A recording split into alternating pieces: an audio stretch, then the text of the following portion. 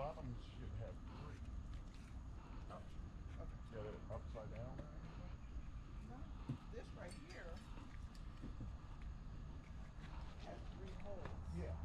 All of But them. so okay, so this is the first hole. The one on there next.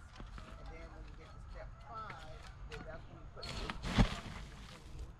And then what? Let me see. This bar.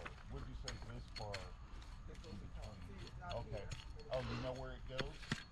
There's three showing two, so it goes in the top. That bar should go.